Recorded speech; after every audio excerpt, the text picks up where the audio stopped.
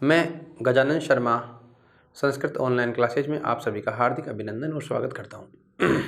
देखिए, इस कक्षा से पहले हमने जिस विषय वस्तु के बारे में चर्चा करी थी उसका नाम था समास, और आज हम एक नया टॉपिक लेकर आपके लिए आए हैं। और उस टॉपिक की बात करें तो नया टॉपिक जो प्रारंभ करने वाले हैं उस टॉपिक का नाम है छंद। टॉपिक का नाम क्या है? छंद। आज हम जिसको पढ़ने वाले हैं उसका नाम क्या है? छंद। और इस छंद की बात करें तो इस छंद के लिए एक परिभाषा लिखी गई है। छंद के लिए क्या की लिखी गई है भाई? परिभाषा। परिभाषा की बात करें तो छंद की जो परिभाषा है उस परिभाषा की बात करें तो लिखा गया है। देखो, छंद पढ़ने से पहले ज़्यादा समझना महत्वपूर्ण है। आप इसे थोड़ा समझेंगे उसके बाद ज़्यादा समझ पाएंगे, ठीक है। आगे जाकर के जैसे हम उदाहरणों की चर्चा करेंगे तो जितना आप लोगों ने यहाँ समझा होगा वही हम वहाँ पे समझ पाएंगे। परिभाषा की बात करें तो परिभाषा लिखी गई है, यदक्षर है परिमाण है, यदक्षर है परिमाण है, तत्छंद है, तत्छंद है, तत्छंद है। देखो क्या लिखा है? तत्छंद है। अगर हम चाहें तो तत् को तत्छंद है इसको एक साथ भी लिख सकते हैं, अलग अलग भी लिख दिया है। यद अक्षर है परिमाण है तत्छंद। यद यानी जब, अक्षर यानी अक्षरों का, परिमाण है परिमाण यानी परिगणन करना या गणना करना, तत्छंद है यानी इसका मतलब हुआ अक्षरों की गणना करना अक्षरों की गणना करना ही छंद कहलाता है। छंद कहलाता है। परिगणन या गणना करना, अक्षरों की गणना करना ही छंद कहलाता है। गणना का मतलब होता है गिनती करना यानी काउंट करना।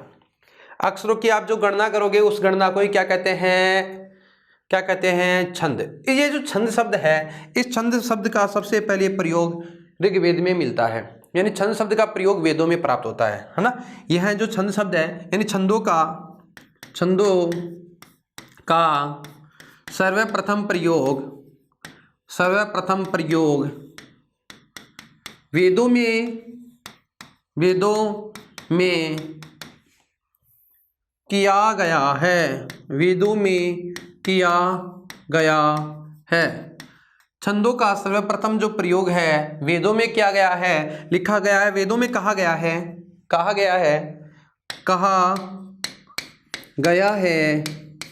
कहा गया है भाई? लिखा गया है छंद पादौ तु वेदस्य। छंद पादौ तु वेदस्य लिखा गया है। छंद यानी छंद, पादौ पाद का मतलब होता है पैर, तु वेदस्य वेदों के पैर होते हैं। ऋग्वेद में हमें यह मिलता है कि ये जो छंद हैं ये छंद यानी वेद के क्या कहलाते हैं? पाद कहलाते हैं। देखो, जब हमने भाषा को प्रारंभ किया था पढ़ना, जब संस्कृत को प्रारंभ किया था, हमने एक बात प्रारंभ करी थी, वहाँ पे चर्चा करी थी। जब सृष्टि का निर्माण हुआ तो वेदों का भी निर्माण हुआ और ये वेद रूपी एक पुरुष बनाया गया और वेद रूपी पुरुष के 6 अंग बनाए गए। उस 6 अंगों में से बात करें तो मुखम व्याकरणम स्पर्धम, यानी उस वेद रूपी पुरुष का जो मुख बनाया गया वो किसे बनाया गया था? व्याकरण को बनाया गया। और छंद पाद तु वेदस्य, और पाद यानी पैर किसको बनाया गया? छंद को बनाया गया। तो छंद पादो तु वेदस्य, इसका मतलब ये हुआ कि वेद रूपी पुरुष का है ना, छंद पैर होता है। यानी छंदों को वेद रूपी पुरुष का, यानी छंदों को वेद रूपी पुरुष का क्या बनाया गया? पैर बनाया गया, यानी पैर बनाए गए। पैर किसको बनाए गए? छंदों को। तो वेद रूपी पुरुष का छंद पैर बनाए गए,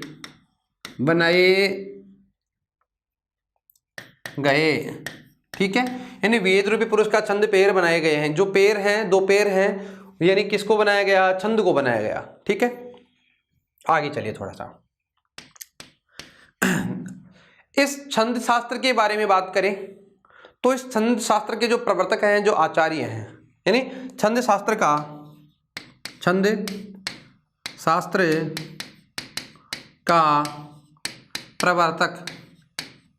प्रवर्तक का मतलब रचनाकार, का मतलब हुआ रचनाकार कौन है? आचार्य पिंगल मुनि है। कौन है भाई? आचार्य पिंगल मुनि, यानी छंद शास्त्र के रचनाकार कौन हुए हैं? आचार्य पिंगल मुनि हुए हैं। और पिंगल मुनि को छंद शास्त्र का रचनाकार माना जाता है, जिनकी रचना, और इसकी रचना का बात करें तो आचार्य पिंगल मुनि की जो रचना है, उस रचना की बात करें तो रचना का नाम है छंद शास्त्रम। क्या है भाई? छंद शास्त्रम। और इसका एक नाम और मिलता है, छंद सूत्रम। देखिए, सबसे पहले छंद शास्त्र का प्रवर्तक या रचनाकार कौन है? आचार्य पिंगल मुनि। और पिंगल मुनि की जो रचना है, इसका नाम है पिंगल मुनि, और इनकी जो रचना है, उस रचना का नाम है छंद शास्त्रम या छंद सूत्रम। देखो क्या नाम है इसका? छंद शास्त्रम या छंद सूत्रम। ठीक है, एक बार फिर से रिपीट करता हूं। सबसे पहले छंद की परिभाषा की बात करें तो यदा अक्षरः परिमाणः तत्छंद, यानी अक्षरों का परिगणन करना ही छंद कहलाता है। यानी अक्षरों की जो आप गणना करते हैं, और गणना करने को ही क्या कहते हैं? छंद कहते हैं। छंदों का सर्वप्रथम जो उल्लेख मिलता है वह वेदों में मिलता है, अर्थात ऋग्वेद में। सबसे प्राचीनतम जो वेद है ऋग्वेद, उस ऋग्वेद में मिलता है। और वहाँ लिखा गया है छंदो पादो तु वेदस्य, यानी छंद क्या है? पाद है। पाद का मतलब पैर हैं। किसके? वेद के। यानी वेद के पैर कौन है? छंद है। यानी वेद रूपी पुरुष का जो छंद है, उसको क्या बनाया गया था? पैर बनाया गया। ठीक है, यानी छंद क्या है? पादो तु वेदस्य, छंद पैर हैं वेद के छंद क्या हैं? पैर हैं। छंद शास्त्र का प्रवर्तक या रचनाकार जिसे कहा जाता है, उस रचनाकार का नाम है आचार्य पिंगल मुनि। और पिंगल मुनि ने एक रचना लिखी थी जिसका नाम था छंद शास्त्रम। क्या नाम है? छंद शास्त्रम। और इसी छंद शास्त्र का एक अन्य नाम भी हमें प्राप्त होता है जिसका नाम है छंद सूत्रम। क्या नाम है भाई? छंद सूत्रम। यह है सामान्य चर्चा। चलो भैया, ये छंद होता क्या है, इसकी गणना कैसे की जाती है, इसके बारे में हम चलो चर्चा करते हैं। देखो, छंद को जानने के लिए हमें कुछ आवश्यक, यानी छंद की जानने के आवश्यक नियम है ना। छंदों को जानने के आवश्यक नियम,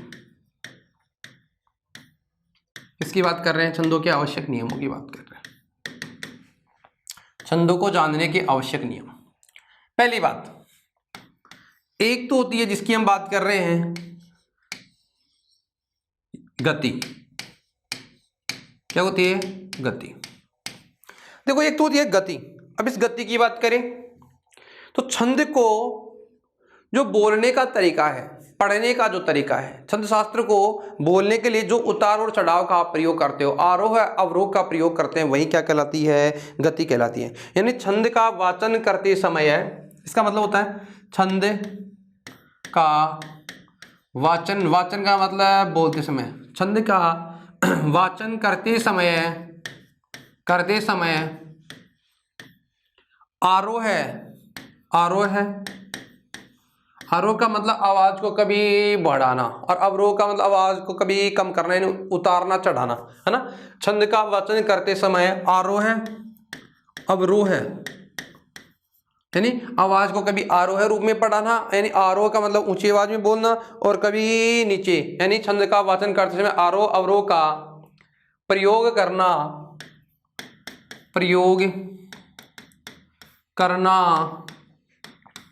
ही गति है। गति का मतलब स्पीड, जिसे आप कह सकते हो। तो आप जब छंद शास्त्र का, यानी छंदों का जब हम लोग क्या करेंगे? वाचन करेंगे, पढ़ेंगे, है ना। और छंद में क्या करता है? एक श्लोकों को, यानी पद्यों को पढ़ने का एक तरीका है। छंद अपने आप में क्या है? पद्य को पढ़ने का एक तरीका है है ना। और पद्य का मतलब होता है काव्य, और ये छंद जो है उन छंदों का जो प्रयोग होता है किनके लिए होता है, काव्यों के लिए होता है। और काव्यों में हम जब काव्यों को यानी छंदों को यानी पद्यों को है ना, श्लोकों को जब हम पढ़ते हैं तो उनका वाचन करते हैं, तो वाचन करते समय जो आरोह अवरोह का हम प्रयोग करते हैं वही आरोह अवरोह क्या कहलाता है, गति कहलाता है। ठीक है। दूसरी बात, एक होती है यति। क्या होती है भाई, यति। यानी अब क्या कर रहे हैं, जैसे हम छंद को पढ़ रहे हैं, बहुत तेज पढ़ रहे हैं, कभी धीरे पढ़ रहे हैं, और उसके बीच में हमने क्या कर लिया, थोड़ा विश्राम कर लिया। विश्राम का मतलब रुकना, थोड़ा सा देर के लिए रुकना। तो यानी छंद के वाचन करते समय जहां विराम होता है उस विराम को क्या कहते हैं, यति कहते हैं, है ना। तो इसका मतलब हुआ कि किसी भी छंद का वाचन करते समय, किसी भी छंद, छंद का मतलब श्लोक आदि जो है ना, पद्य आदि, किसी भी छंद का वाचन करते समय, वाचन करते समय, यानी किसी भी छंद का वाचन करते समय जहां विराम, विराम का मतलब विश्राम, विश्राम करते हैं, वही विराम, वही विराम, वही विराम छंद की यति कहलाता है, यति कहलाता है। यति का मतलब होता है रुकना। इस यति का मतलब यूं समझिए, इसका मतलब हो गया रुकना। सामान्य बात क्या हो गई, इसका मतलब होता है, यति का मतलब रुकना होता है। यानी किसी भी छंद का वाचन करते समय जहां विराम यानी विश्राम करते हैं वही विराम छंद की यति कहलाता है। यति का मतलब क्या होता है भाई साहब, यति का मतलब होता है विराम करना, यानी आराम करना, यानी विश्राम करना, या कुछ समय के लिए, पल भर के लिए रुकना। ठीक है। बात कर रहे हैं किसकी, यति की। तीसरी बात करें, एक होता है पाद, और इस पाद को हम कह सकते हैं चरण। क्या कहते हैं, चरण। इसके लिए लिखा गया है गेयः पादः चतुर्था, गेयः पादः चतुर्थो अंशः, गेयः पादः चतुर्थो अंशः। क्या लिखा गया है, गेयः पादः चतुर्थो अंशः। पाद, पाद का मतलब होता है चरण। इसके कितने चरण होते हैं छंद के, तो इस छंद की बात करें तो इस छंद के कितने चरण होते हैं, 4 चरण होते हैं। प्रत्येक छंद के 4 चरण होते हैं। पाद का मतलब होता है पैर, तो आप यूं समझिए एक छंद के 4 पैर होते हैं। कितने पैर होते हैं, अच्छा। अब जो चरण होता है वो पाद क्या होता है, गेयः पादः चतुर्थो अंश है, यानी एक अंश, यानी श्लोक का चतुर्थ अंश क्या कहलाता है, उसका पाद कहलाता है। प्रत्येक छंद के 4 चरण होते हैं, और उन चारों की चरणों की बात करें तो यानी जो चरण या पाद कहलाता है, यानी किसी भी छंद का चतुर्थ भाग चरण या पाद कहलाता है ना। गेयः पाद चतुर्थ अंश है। पाद क्या कहलाता है, चौथा भाग, यानी चौथा हिस्सा होता है ना। जैसे 100 है, 100 में से चौथा हिस्सा का मतलब 25 है ना। तो किसी भी छंद का, इसका मतलब हुआ किसी भी छंद का चौथाई भाग, चौथाई का मतलब चौथाई यानी चौथा हिस्सा है ना। किसी भी छंद का, गेयः पाद है, पाद का चतुर्थ अंश है, यानी किसी भी छंद का चौथाई भाग या हिस्सा उसका पाद या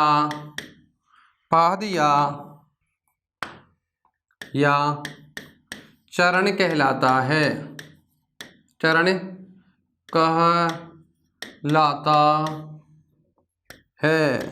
क्या कहलाता है भाई, पाद या चरण कहलाता है। ठीक है।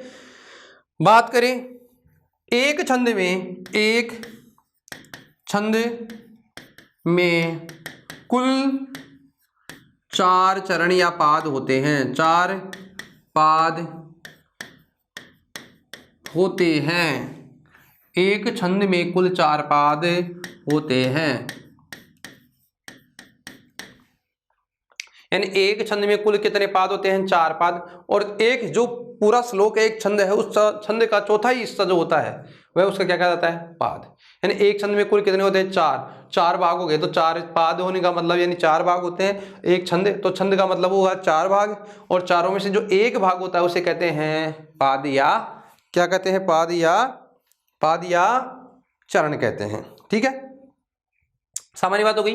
पाद का मतलब क्या है? गेयः पाद चतुर्थो अंश है। जो श्लोक होता है उस श्लोक को कहें या छंद को कहें, यानी छंद का 1/4 हिस्सा, यानी एक भाग जो होता है, ये एक पंक्ति की बात करें तो एक छंद का चतुर्थ जो भाग या चरण जो होता है वह पाद कहलाता है। इस आधार पर सामान्यतः एक छंद में कितने भाग हो गए? 4 भाग होते हैं। ठीक है, एक होती है मात्रा। क्या होती है? मात्रा। बात किसकी कर रहे हैं हम? मात्रा की। अब यहां देखो मात्रा, तो छंद शास्त्र में यानी मात्रा क्या होती है? मात्रा की बात करें तो मात्रा वह होती है, यानी स्वर के उच्चारण करने के काल को मात्रा कहते हैं। मात्रा का प्रयोग स्वर के लिए होती है ना, अरे स्वर की मात्रा होती है, व्यंजन की मात्रा थोड़ी होती है, नहीं होती ना। तो इसका मतलब हुआ कि मात्रा का मतलब क्या होता है? मात्रा का जो मतलब होता है वह होता है उच्चारण करने का काल, यानी उच्चारण करने में जितना समय लगता है, यानी उच्चारण स्वर के उच्चारण काल को, स्वर के उच्चारण काल को मात्रा कहते हैं। मात्रा कहते हैं। स्वर के उच्चारण काल को मात्रा कहते हैं, यानी स्वर को उच्चारण करने के लिए हम जिसका प्रयोग करते हैं वह होती है मात्रा। और मात्रा 3 प्रकार की होती है। मात्रा 3 प्रकार की होती है। स्वर की मात्रा ही होती है ना, मात्रा 3 प्रकार की होती है। कितने प्रकार की होती है भाई? 3 प्रकार की। देखिए, एक तो होती है ऋस्व मात्रा। ऋस्व मात्रा। एक होती है दीर्घ मात्रा, यानी ऋस्व स्वर के लिए जो होती है ना, ऋस्व का मतलब छोटा जो स्वर होता है, और उस छोटे स्वर के लिए जो मात्रा होती है वह होती है ऋस्व मात्रा, है ना, ऋस्व मात्रा। दीर्घ स्वर, और दीर्घ स्वर के लिए भी बात करें तो कौन सी मात्रा होती है? दीर्घ मात्रा। और एक होती है प्लुत स्वर। प्लुत स्वर। देखिए, मात्रा 3 प्रकार की होती है, ऋस्व मात्रा और दीर्घ मात्रा। अच्छा, एक होती है प्लुत। प्लुत के लिए प्लुत मात्रा का प्रयोग करते हैं, तो प्लुत स्वर के लिए किस मात्रा का प्रयोग होता है? प्लुत मात्रा का। ठीक है, अच्छा बताओ, ऋस्व के लिए ऋस्व मात्रा का प्रयोग ऐसे होता है, यहां बात करिए इसके लिए ऐस का होता है, और यहां हम प्लुत की बात ही नहीं कर रहे, तो यहां इसमें प्रयोग होता नहीं है। वैसे तो यहां प्रयोग होगा नहीं, लेकिन प्लुत मात्रा के लिए, प्लुत के लिए किसका प्रयोग किया जाता है? 3 का प्रयोग किया जाता है, लेकिन छंद में इसका प्रयोग होता नहीं है यहाँ पर। आप जान दे, सामान्य बात है। मात्रा स्वर के उच्चारण काल को मात्रा कहते हैं। मात्रा 3 प्रकार की होती है। मात्राएं कितने प्रकार की होती है? वैसे तो ऋस्व और दीर्घ 2 प्रकार की होती है। हिंदी में आप यहाँ छंदों में जो पढ़ेंगे तो 2 प्रकार की पढ़ोगे, लेकिन सामान्यतः मैं बात करूँ, ऋस्व स्वर के लिए ऋस्व मात्रा होती है, दीर्घ स्वर के लिए दीर्घ मात्रा होती है, और प्लुत स्वर की बात करें तो प्लुत स्वर के लिए प्लुत मात्रा होती है। क्या होती है भाई? प्लुत स्वर के लिए कौन सी मात्रा होती है? तो प्लुत स्वर के लिए प्लुत मात्रा का प्रयोग किया जाता है। किसका प्रयोग किया जाता है? प्लुत मात्रा का प्रयोग किया जाता है। देखिए, प्लुत मात्रा का मतलब, अब यहाँ प्लुत का मतलब प्लुत, अब देखो संस्कृत में लिखा गया है, क्या लिखा गया है? लिखा गया है क्या कि एक मात्रिक भवेद ऋस्वम, एक मात्रिक भवेद ऋस्वम, द्विमात्रिकम दीर्घम उच्यते,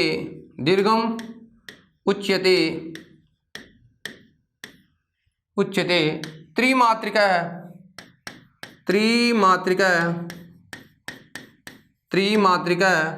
प्लुतः गेयो, प्लुतो गेयः, यानी प्लुतः गेयः, त्रिमात्रिका प्लुतः गेयः,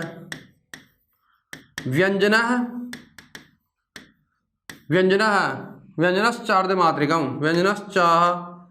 अर्धमात्रिकम।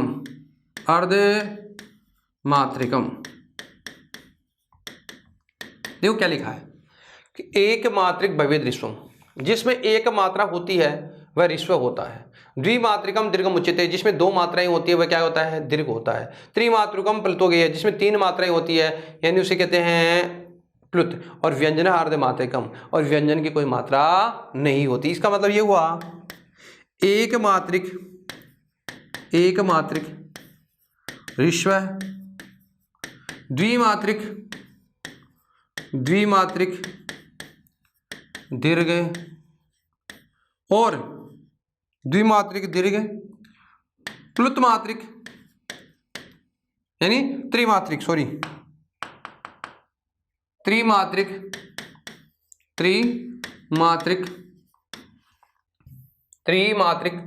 प्लुत और प्लुत मात्रिक यानी त्रिमात्रिक प्लुत होता है जिसकी एक मात्रा होती है वह क्या कहलाता है, ऋष्व। जिसकी दो मात्रा होती है वह क्या कहलाता है, दीर्घ। और जिसकी तीन मात्राएं होती है वो क्या कहलाता है, प्लुत होता है। लेकिन व्यंजन अर्धमात्रिकम, लेकिन व्यंजन की अर्धमात्रा होती है यानी व्यंजन की कोई मात्रा नहीं होती है। लेकिन व्यंजन की यानी कोई मात्रा नहीं होती, क्या होती है, अर्धमात्रिक। यानी व्यंजन क्या होता है, लेकिन व्यंजन अर्धमात्रिक होता है। अर्ध यानी आदि, मात्रिक यानी मात्रा वाला होता है, अर्धमात्रिक होता है। व्यंजन कैसा होता है भाई, अर्धमात्रा, अर्थात व्यंजन की कोई मात्रा नहीं होती, व्यंजन की कोई मात्रा नहीं होती है। इसका मतलब मात्रा किसकी होती है, मात्रा तो केवल स्वर की होती है। और स्वर क्या होता है, यानी मात्रा क्या होती है, उच्चारण के लिए हम जिसका प्रयोग करते हैं वह होती है मात्रा, यानी स्वर के उच्चारण के साथ जिसके प्रयोग किया जाता है। स्वर के उच्चारण काल को मात्रा कहते हैं। मात्राएं तीन प्रकार की होती है, ऋस्व स्वर, दीर्घ स्वर, दीर्घ मात्रा, प्लुत स्वर के लिए प्लुत मात्रा होती है। लिखा गया संस्कृत में, एक मात्रिक भवेद ऋष्वम, द्विमात्रिकम दीर्घम उच्यते, त्रिमात्रिकम प्लुतम गेय, प्लुतः गेयम यानी प्लुतः गेयम, व्यंजनश्च अर्धमात्रिकम। और व्यंजन कैसा होता है, अर्धमात्रिक यानी आदि मात्रा वाला होता है।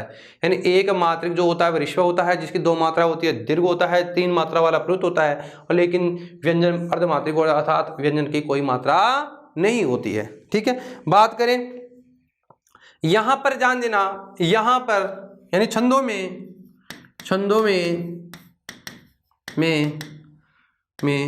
ऋष्व स्वर के लिए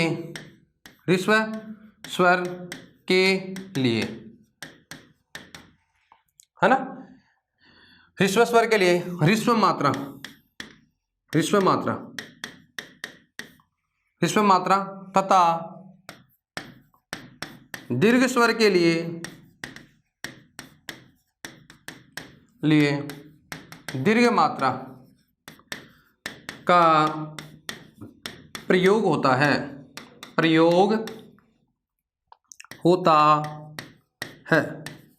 ठीक है। आगे देखिए, ऋष्व स्वर की बात करें तो ऋष्व स्वर होता है, किसकी बात कर रहे हैं, ऋष्व। और ऋष्व का मतलब छोटा स्वर। ऋष्व स्वर के लिए जो हम वेदों में प्रयोग करने वाले हैं या छंदों में यहाँ प्रयोग करने वाले हैं के लिए इसका प्रयोग किया जाता है, किसका, एक का प्रयोग किया जाता है। किसका भाई, के लिए एक का मतलब ऐसा। और दीर्घ स्वर के लिए एस, इसका प्रयोग होता है। यानी छंदों में ऋष्व स्वर के लिए ऋष्व मात्रा था, दीर्घ स्वर के लिए दीर्घ मात्रा का प्रयोग होता है। ऋष्व स्वर के लिए एक का मतलब ऋष्व स्वर है ना, यानी ऋष्व मात्रा है, इसको हम कहते हैं एक का मतलब यहाँ ये क्या हुआ, इसका मतलब हुआ लघु मात्रा, इसको हम कहते हैं लघु मात्रा। लघु का मतलब छोटी मात्रा, ठीक है। और इसको हम कहेंगे दीर्घ मात्रा, ठीक है। बताओ, छंदों में एक का मतलब होता है लघु मात्रा और एस का मतलब जिसे हम कह सकते हैं दीर्घ मात्रा। दीर्घ मात्रा मतलब किसके लिए आती है, दीर्घ स्वर के लिए आती है। अच्छा, ऋष्व स्वर के लिए एक आता है जिसे हम कहते हैं लघु मात्रा। अच्छा, दीर्घ स्वर के लिए जो आता है वो क्या कहते हैं, एस, उसे कहते हैं दीर्घ मात्रा, ठीक है। ये चीज़ क्लियर हो गई, यहाँ तक कोई समस्या नहीं होनी चाहिए। एक बार फिर से मैं रिपीट कर देता हूँ जो अब तक पढ़ा है। देखिए प्रारंभ करते हैं। छंदों में जानने की कुछ आवश्यक नियम है। सबसे पहली होती है गति, यानी छंद का वाचन करते समय आरोह अवरोह का जो प्रयोग करना, यानी जब छंद का प्रयोग करेंगे तो उसका बोलने का जो तरीका है, वो आरोह अवरोह करने का जो प्रयोग करने का तरीका है, उसे हम क्या कहते हैं, गति कहते हैं। यानी छंद का वाचन करते समय जिसका यानी जैसे आरोह अवरोह का प्रयोग करना, ये क्या कहलाता है, गति है। यानी छंद का वाचन करते समय आरोह अवरोह का प्रयोग करना ही गति है। अब एक होती है यति, यानी किसी भी छंद का वाचन करते समय जहाँ विराम विश्राम करते हैं वही विराम या विश्राम छंद की यति कहलाता है। और यति का मतलब होता है रुकना, यति का मतलब होता है रुकना। एक होता है पाद, पाद को कहते हैं पैर, और गेया पाद चतुर्थो अंश है, यानी किसी भी छंद का 1/4 हिस्सा ही उसका पाद या चरण कहलाता है। इस प्रकार से प्रत्येक छंद में कुल 4 चरण होते हैं या 4 पाद होते हैं। एक होती है साहब मात्रा, क्या होती है, मात्रा। मात्रा और स्वर के उच्चारण काल को क्या कहते हैं, मात्रा कहते हैं। मात्रा 3 प्रकार की होती है संस्कृत भाषा में। उसकी बात करें तो ऋस्व स्वर के लिए ऋस्व मात्रा, दीर्घ स्वर के लिए दीर्घ मात्रा और प्लुत स्वर के लिए प्लुत मात्रा का प्रयोग होता है। संस्कृत में लिखा गया है, कहा गया है, क्या कहा गया है ना, एक मात्रिक भवेद ऋस्वम द्विमात्रिकम दीर्घमुच्यते त्रिमात्रिकम प्लुतः गेयम व्यंजनाश्चार्धमात्रिकम, है ना। यानी एक मात्रिक ऋस्व, द्विमात्रिक दीर्घ, त्रिमात्रिक प्लुत होता है, और लेकिन व्यंजन अर्धमात्रिक होता है, अर्थात व्यंजन की कोई मात्रा नहीं होती है। छंदों में ऋस्व स्वर के लिए ऋस्व मात्रा का प्रयोग होता है, तो दीर्घ स्वर के लिए दीर्घ मात्रा का क्या करते हैं हम लोग, प्रयोग करते हैं, है ना। ऋस्व स्वर के लिए एक लघु मात्रा का प्रयोग होगा और दीर्घ स्वर के लिए किसका प्रयोग होगा, एस। एस का मतलब दीर्घ मात्रा का क्या करेंगे, प्रयोग करेंगे। अब चलो आगे चलते हैं। आगे देखिए मात्रा निर्धारण के नियम। मात्रा किस में कौन सी मात्रा का निर्धारण करेंगे, मात्रा निर्धारण के नियम। मात्रा का निर्धारण कैसे करेंगे, ठीक है। यानी मात्रा का निर्धारण किसके अनुसार होता है।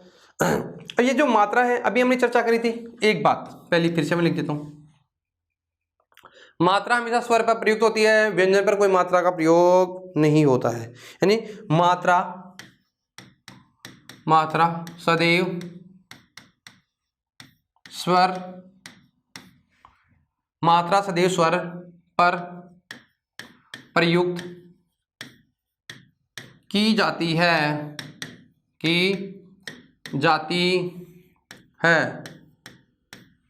मात्रा सदैव स्वर वर्ण पर ही प्रयुक्त की जाती है, व्यंजन वर्ण पर मात्रा कभी प्रयुक्त नहीं की जाती। यानी अर्थात मात्रा का प्रयोग कहाँ होता है, स्वर पर ही होता है। तो मात्रा सदैव स्वर पर प्रयुक्त की जाती है, व्यंजन वर्ण पर मात्रा प्रयुक्त नहीं की जाती है। मात्रा किस पर प्रयुक्त होती है, वही स्वर पर ही होती है, व्यंजन पर मात्रा का प्रयोग नहीं होता है, ठीक है।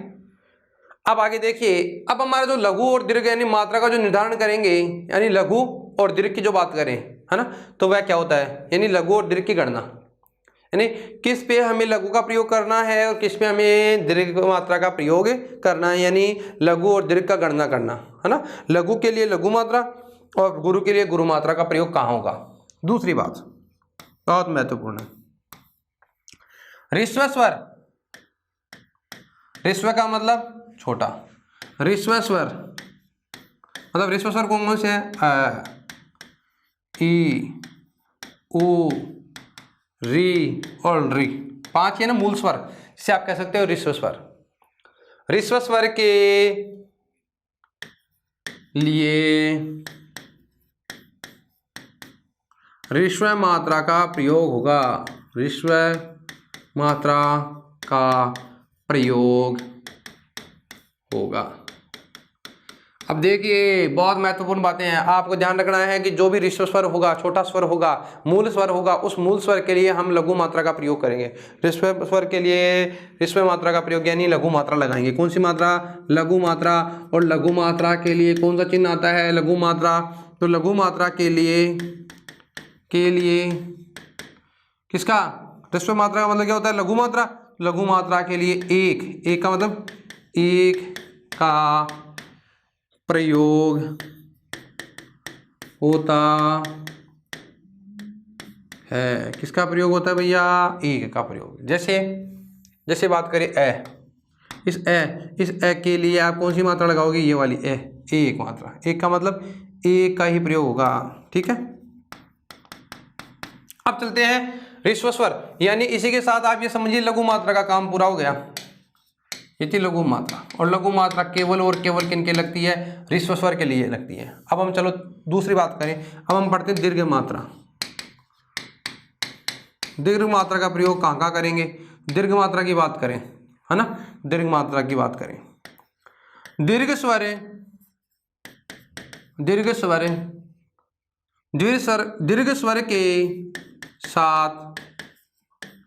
दीर्घ स्वर, और दीर्घ स्वर की बात करें, दीर्घ स्वर कौन से हो गए भाई, दीर्घ स्वर की बात करें तो आ, ई, उ, री, है ना, ए, आई, ओ, औ।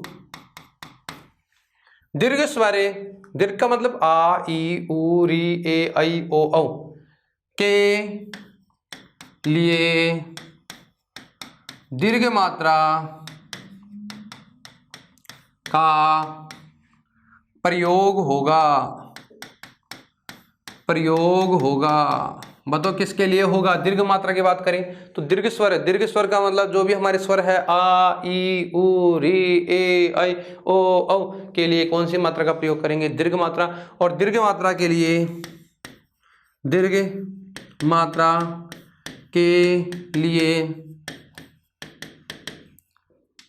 का प्रयोग किया जाता है। एस का मतलब एस की तरह, है ना, का प्रयोग किया जाता है। इसका प्रयोग किया जाता है भाई, इसका प्रयोग किया जाता है दीर्घ मात्रा के लिए एस का प्रयोग। तो यानी दीर्घ जो भी स्वर होगा उस स्वर के लिए हम किसका प्रयोग करेंगे, दीर्घ स्वर के लिए हमेशा ध्यान रखना एस का, यानी दीर्घ मात्रा का प्रयोग करेंगे। 30 नंबर की बात, संयुक्त वर्ण से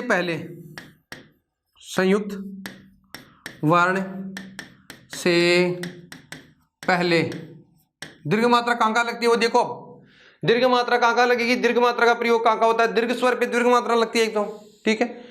एक संयुक्त वर्ण से पहले, यानी जो भी संयुक्त वाला वर्ण होगा, यानी संयुक्त का मतलब होता है संयुक्त वर्ण, यानी संयुक्त वर्ण से पहले, यानी ह्रस्व स्वर के आगे अगर कोई संयुक्त वर्ण है तो संयुक्त वर्ण का मतलब होता है अर्धवर्ण यानी विसर्ग प्रयुक्त वर्ण हो रहा, यानी संयुक्त वर्ण से पहले जो भी वर्ण होगा, संयुक्त वर्ण से पहले दीर्घ मात्रा का प्रयोग होगा, दीर्घ मात्रा का प्रयोग होगा। किसके पहले, जैसे यहाँ पे बात करें ना, जैसे यहाँ तो बात करूँ मैं उदाहरण के लिए, जैसे यहाँ पे मान लो आ है, तो आ के लिए आप कौन सी मात्रा लगाओगे, ये वाली। अब मैं यहाँ पे कह रहा हूँ, देखो से एक शब्द लिखा है मैंने, से विज्ञ, क्या शब्द लिखा है भाई, विज्ञ।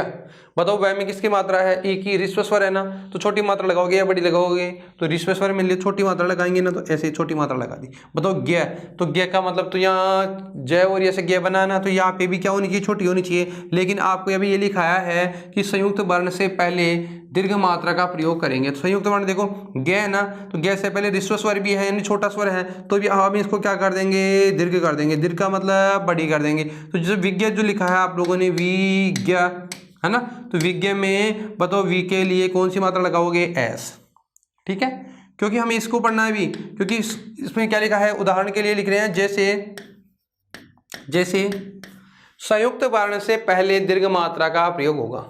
जो भी हमारा संयुक्त वाला वर्ण है, उस संयुक्त वर्ण से पहले जो भी वर्ण होता है उस वर्ण के ऊपर कौन सी मात्रा लगेगी, दीर्घ मात्रा का प्रयोग होगा। किसकी बात कर रहे हैं भैया, यानी संयुक्त वर्ण से पहले यदि कोई लघु वर्ण हो, तो लघु वर्ण के बाद भी यदि क्या आ रहा है, संयुक्त वर्ण आ रहा है, तो संयुक्त वर्ण से पहले हम लोग क्या करेंगे, दीर्घ मात्रा का प्रयोग करेंगे। ठीक है, आगे चलिए।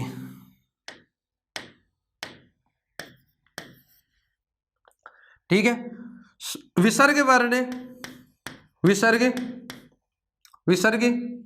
से पहले,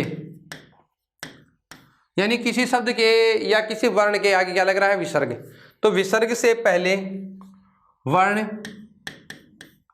विसर्ग से पहले वर्ण यानी जो भी पहला वर्ण है, यानी ह्रस्व स्वर वाला वर्ण है या दीर्घ, दीर्घ में तो वैसे लग जाएगी। यदि विसर्ग से पहले कौन सा वर्ण हो, यानी कोई भी ह्रस्व वर्ण हो, तो विसर्ग से पहले वर्ण, पहले का मतलब पहले वाला जो वर्ण है, विसर्ग से पहले वर्ण के साथ भी कौन सी मात्रा लगेगी, दीर्घ मात्रा का प्रयोग है। यानी विसर्ग से पहले यदि कोई स्वर वर्ण है यानी ह्रस्व स्वर वर्ण है, तो उस वर्ण को भी, यानी विसर्ग से पहले वर्ण को भी दीर्घ मात्रा का प्रयोग होगा, दीर्घ मात्रा का प्रयोग होगा। जैसे मान लो एक शब्द लिखा है, जैसे कोई भी शब्द, जैसे मान लो ए है, इस ए के ऊपर क्या लग रहा है, विसर्ग लग रहा है। बताओ ए के क्या लग रहा है, विसर्ग। तो बताओ यहाँ वैसे तो आनी चाहिए थी कौन सी मात्रा, ह्रस्व मात्रा, क्योंकि ए है ना, ह्रस्व स्वर है, आगे विसर्ग है। तो उसने कहा नहीं भैया, यदि विसर्ग से पहले जो भी वर्ण होगा तो मात्रा कौन सी लगाओगे, दीर्घ मात्रा का प्रयोग होगा। यानी विसर्ग से पहले वर्ण को भी, यानी विसर्ग से पहले वर्ण को, यानी जो भी वर्ण होगा, यानी विसर्ग से पहले जो वर्ण होगा, जो भी वर्ण हो, उस वर्ण को कौन सी मात्रा होगी, दीर्घ मात्रा का प्रयोग होगा। यानी विसर्ग से पहले वर्ण को भी दीर्घ मात्रा का प्रयोग होगा। ठीक है, आगे चलिए। अनुस्वार से युक्त, अनुस्वार यानी अनुस्वार से युक्त वर्ण के होने पर दीर्घ मात्रा का प्रयोग होगा, दीर्घ मात्रा का प्रयोग होगा। किससे पहले, अनुस्वार से युक्त वर्ण के होने पर, किसके युक्त होने पर, अनुस्वार। यदि किसी वर्ण के ऊपर अनुस्वार बिंदु है, यानी अनुस्वार लगा हुआ है, तो भी हम किसका प्रयोग करेंगे, दीर्घ का प्रयोग करेंगे। इसका मतलब जैसे बात करें तो, जैसे एक शब्द लिखा है म, जैसे लिखा है मम, ऊपर लिखा है ना, बिंदी लगी है, ये मानो अनुस्वार लगा है मैं के ऊपर, तो अभी बताओ अब हम किसका प्रयोग करेंगे, एस का प्रयोग, यानी दीर्घ मात्रा का प्रयोग करेंगे। अनुस्वार से युक्त वर्ण के होने पर भी किसका प्रयोग होता है, दीर्घ का वर्ण का प्रयोग होता है। एक और लिखिए, यानी किसी पद के अंत में, किसी पद के अंत में विकल्प से ह्रस्व मात्रा को दीर्घ, यानी किसी पद के अंत में विकल्प से कार्य होता है ह्रस्व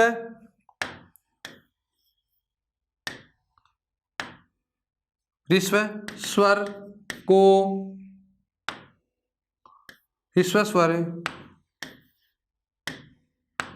को भी दीर्घ मात्रा तथा दीर्घ स्वर को भी ह्रस्व मात्रा, यानी किसी पद के अंत में विकल्प से ह्रस्व स्वर को भी दीर्घ मात्रा, यानी ह्रस्व स्वर के स्थान पर दीर्घ मात्रा कर दी जाती है, जबकि होनी नहीं चाहिए। तब दीर्घ स्वर को भी ह्रस्व मात्रा में प्रयुक्त किया जाता है।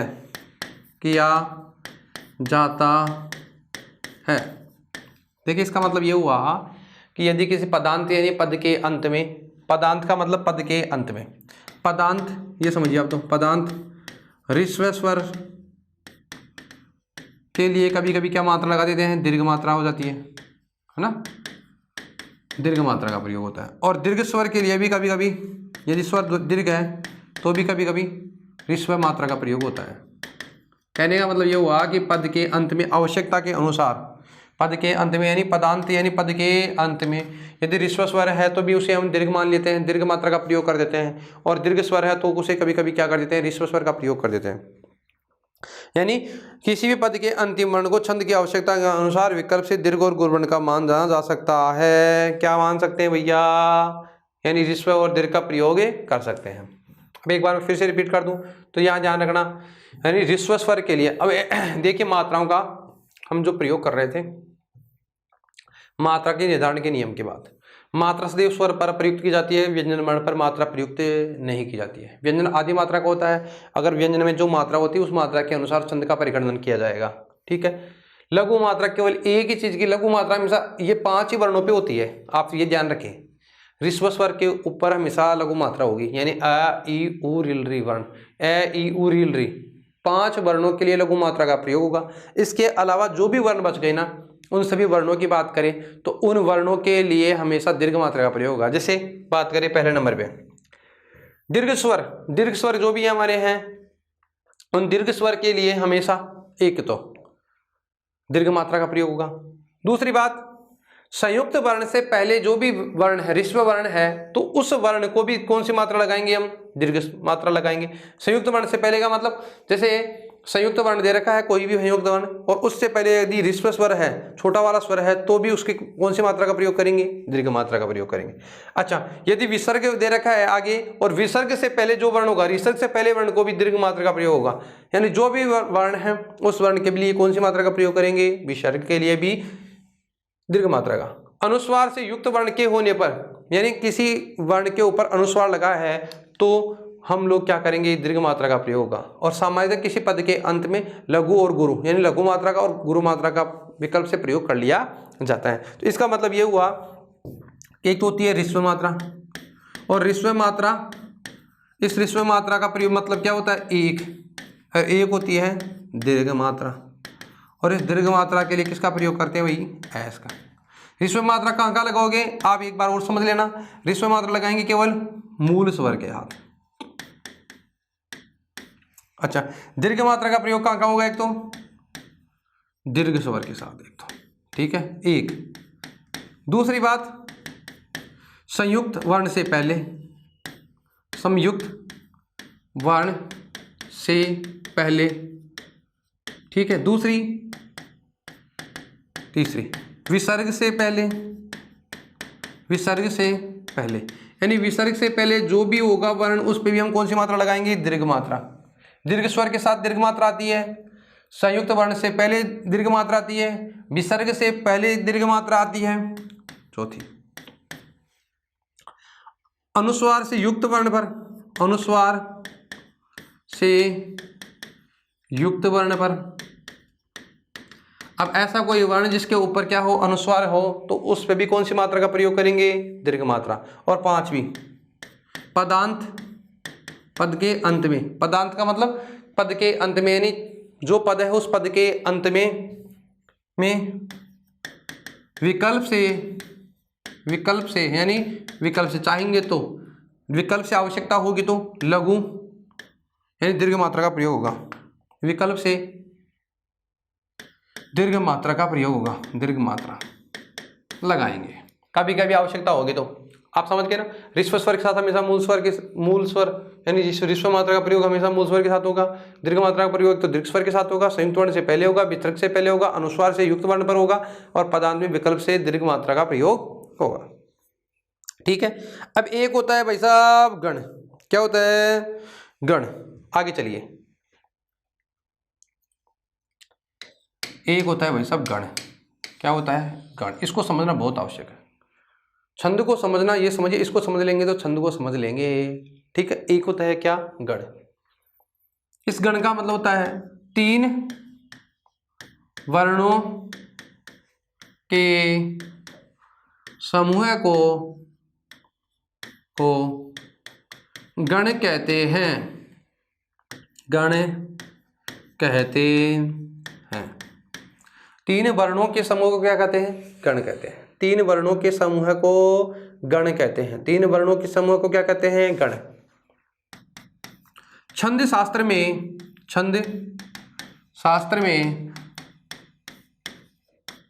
8 गणों का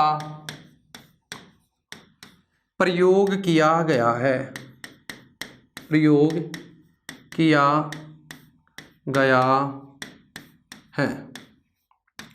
छंद शास्त्र में 8 गणों का प्रयोग किया गया है और एक छंद सूत्र है, छंद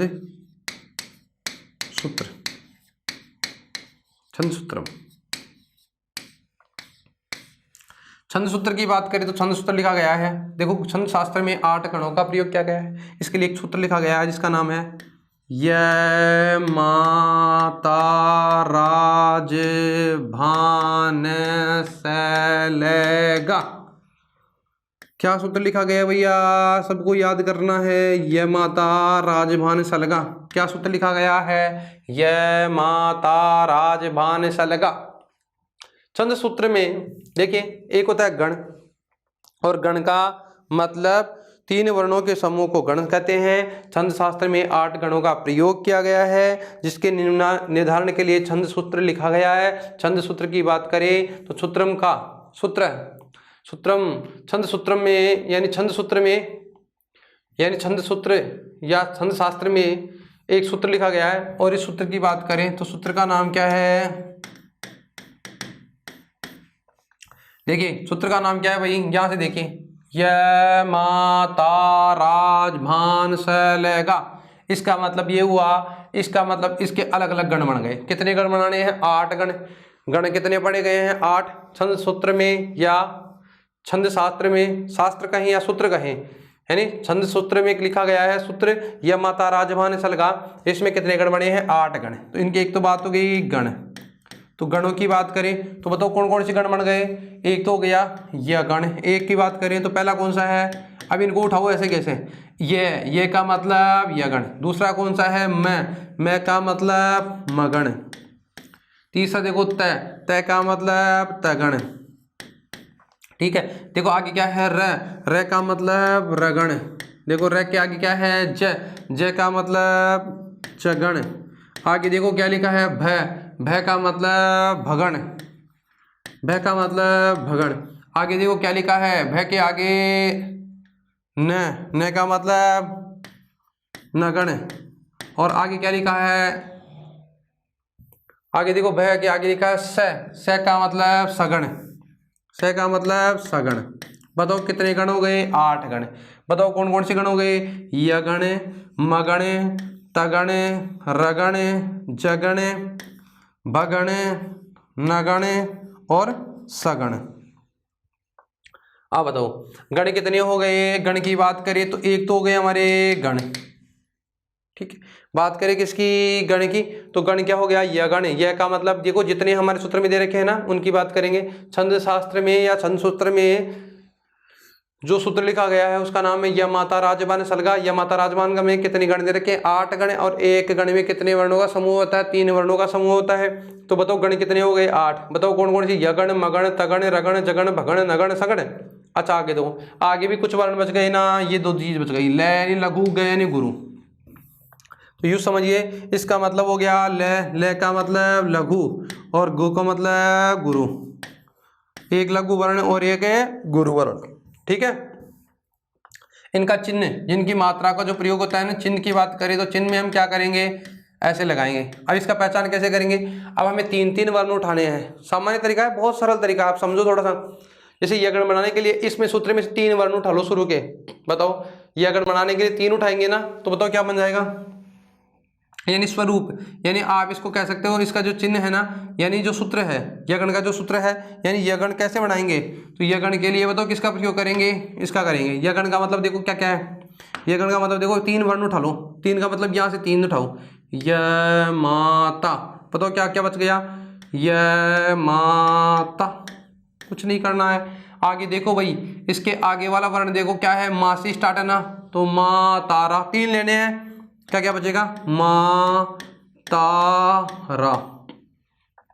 बताओ इसके आगे कहाँ से चलेंगे, त से चलेंगे ना, तो ताराज। 3 लेने हैं ना, ताराज। बताओ उसके आगे चलो, राजभा क्या है, राजभा। उससे आगे चलो, जयभान क्या है, जयभान क्या है, जयभान, है ना। अब बताओ जयभान हो गया।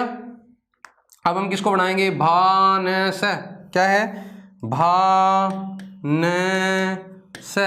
आगे देखो क्या लिखा है, स न सैला। अब न से लेंगे ना, तो न से लो, न सैला। बताओ क्या है, न सैला। आगे देखो क्या है, सैलेगा। अब पूरा हो गया ना, इसके बाद में लेगा, दो ही बचेंगे ना। तो आगे क्या बच गया, सैलेगा। आगे बताओ क्या बच गया, लगा। ले का मतलब लघु, है ना, और गुरु, है ना, लघु। अब यहाँ देखो आगे क्या लिखा था, इसका मतलब ले का मतलब लघु और गे का मतलब गुरु। ठीक है, क्या क्या लिखा है, लघु गुरु। इसका मतलब ले बराबर ले लगा है ना, और गा का मतलब गुरु।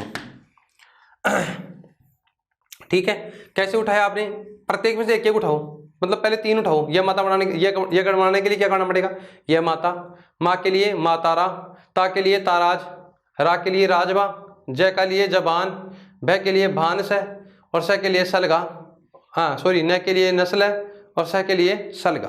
तो बताओ क्या बन गया, यह माता, मातारा, ताराज है, जब राजभा, जबान, भानस है, और नस्ल है, और सलगा, और ल के लिए लघु और गुरु, है ना।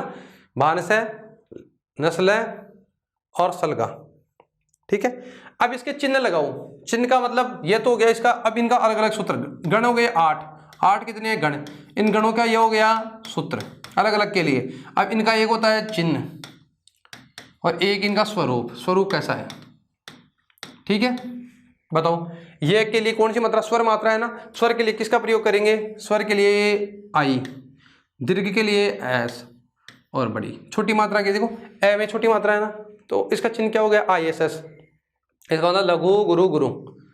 देखो ये का मतलब छोटी मात्रा लगाएंगे क्यों, ए है ना, आ होगी, क्लियर। मातारा तीनों बताओ दीर्घ है ना, तो एस एस एस। इधर देखो ये दीर्घ है, ये दीर्घ है, ये छोटा है, तो एस एस आई। बताओ राजबा, ये दीर्घ है, ये छोटा है, ये बड़ा है, तो बताओ क्या हो गया, एस आई एस। जय, जय में बताओ क्या आएगा, पहले छोटा। भा में आ की मात्रा है ना, बड़ा, और इसमें क्या आएगा, छोटा। आगे देखिए भा में बड़ी मात्रा है ना, एस आई आई। न से ले, तो बताओ क्या होगा, से लेगा। से का मतलब क्या होता है, एक एक, ऐसे। बताओ लघु के लिए इसकी और गुरु के लिए इसका प्रयोग करेंगे। 8 ही करने ना, या तो एक एक वर्ण के लिए प्रयोग किया गया, यदि हम प्रयोग करेंगे तो ऐसा करेंगे। चिन्ह के मतलब समझ गए क्या, चिन्ह का मतलब ये हुआ, इनको देखना है। यह माता, यह में छोटी मात्रा है ना, ए, तो आई। माँ में बड़ी है तो एस एस। माताराम में तीनों में बड़ी मात्रा है ना, एस एस एस। ताराज में बड़ी बड़ी छोटी, राजभा में बड़ी छोटी बड़ी, एस आई एस। जयभान में छोटी बड़ी छोटी, बानस में बड़ी छोटी छोटी, नस्ल में छोटी छोटी छोटी, सैलगा गा में बड़ी। स्वरूप कैसा हुआ इसका, आदि। आदि वर्ण जो है ना, प्रारंभिक वर्ण है, वो कैसा है, आदि लघु। इसमें कैसा वर्ण है, आदि। आदि में क्या है, लघु वर्ण है ना। यानी अब इसमें तीनों क्या है, तीनों गुरु। तीनों वर्णों को क्या करना है, गुरु, है ना। अंतिम लघु, इसका कैसा है भाई, अंतिम वर्ण कैसा है, लघु। लघु यानी छोटा, अंतिम वर्ण कैसा है, लघु। ठीक है, चलो आगे चलते हैं। मध्य, मध्य वाला वर्ण कैसा है, मध्य लघु। इसके बीच में क्या आएगा, छोटा। अच्छा, मध्य गुरु, मध्य में कैसा है भाई, गुरु। ठीक है, इसमें आदि, आदि यानी प्रारंभ में, और आदि वर्ण कैसा है, गुरु वर्ण है। ठीक है, अच्छा, तीनों लघु। ठीक है, इधर देखो अंतिम गुरु। आगे देखिए, इसका मतलब लघु और इसका मतलब गुरु। यही हमारा सूत्र है। सूत्र क्या था, देखो एक बार फिर से रिपीट कर देता हूं। सूत्र को एक बार रिपीट करते हैं। गण, गण कितने हैं, 8। देखो सूत्र क्या था, सबसे पहले हम बात कर रहे हैं जो हमारे लिए बहुत महत्वपूर्ण है, इसी को पढ़ना है, ये समझिए। गण, 3 वर्णों के समूह को गण कहते हैं। गण यानी छंद शास्त्र में 8 गणों का प्रयोग किया गया है, या छंद सूत्र में भी 8 गणों, छंद शास्त्र को या सूत्र को एक ही बात है। इसके लिए एक सूत्र लिखा गया है, जिसकी बात करें तो यह माता राजभान सलगा। सूत्र क्या लिखा गया है, यह माता राजभान सलगा। गण कितने हैं, 8। इनके लिए अलग अलग सूत्र बनाएंगे, इनके चिन्ह का प्रयोग करेंगे, स्वरूप बना देंगे इनका, ठीक है। जैसे यह का मतलब यगण एक एक उठाओ क्रम से, यगण मगण तगण रगण जगण बगण नगण सगण लघु और गुरु, ठीक है। तो यगण मगण तगण रगण जगण भगण नगण सगण लघु गुरु। इनका सूत्र बनाने के लिए क्या करो, प्रत्येक में से 3 उठाओ। से इसमें से 3 उठाएंगे पहले तो, फिर इसमें से 3 उठाएंगे, फिर इसमें से उठाएंगे, ऐसे ऐसे चलते रहेंगे ना आगे। बताओ यगण के लिए यह माता, मगण के लिए मातारा, तगण के लिए ताराज, रगण के लिए राजभा, है ना, रगण के जगण के लिए जबान, भगण के लिए भानस है और भानस है, ठीक है। अच्छा, नगण के लिए नस्ल है और सगण के लिए सलगा, ठीक है। तो ऐसे हमने प्रयोग किया। तो इसका सूत्र क्या बन गया, यगण का य माता, मगण का मातारा, तगण का ताराज, रगण का राजभा, जगण का जबान, भगण का भानस है, नगण का नस्ल है और सगण का सलगा। अब मात्राओं का आपने प्रयोग पहले पढ़ लिया था कि ऋस्व मात्रा के लिए यानी ऋस्व स्वर के लिए ऋस्व मात्रा का प्रयोग करेंगे, दीर्घ स्वर के लिए दीर्घ मात्रा का प्रयोग करेंगे। बताओ चिन्ह, यह माता के लिए ISS यानी ऋस्व दीर्घ दीर्घ, माता दीर्घ दीर्घ, ताराज में दीर्घ दीर्घ ऋस्व, दीर्घ ऋस्व दीर्घ, ऋस्व दीर्घ ऋस्व और दीर्घ ऋस्व ऋस्व, तीनों ऋस्व और ऋस्व ऋस्व दीर्घ और ऋस्व दीर्घ। यानी इनका मतलब स्वरूप कैसा हो गया, यानी पहला वर्ण कैसा है, लघु, तीनों गुरु हो गए। अंतिम कैसा है, लघु। मध्य वाला क्या है, लघु। मध्य वाला क्या है, गुरु। और आदि, आदि का मतलब प्रथम वर्ण कैसा है, गुरु। तीनों वर्ण कैसे है, लघु। और अंतिम वर्ण कैसा है, लघु और लघु और गुरु। यह हमारा सूत्र है। इसी के आधार पर हमारा क्या करेंगे, यह हमारे जो हैं छंदों यानी जो छंद है उनका हम प्रयोग करेंगे। अच्छा देखिए, अब हमारे छंद के जो प्रकार है उसके बारे में हम चर्चा करेंगे, और इसके बारे में हम चर्चा आगे हमारी जो कक्षा होगी उसमें चर्चा करेंगे। आज के लिए इतना ही।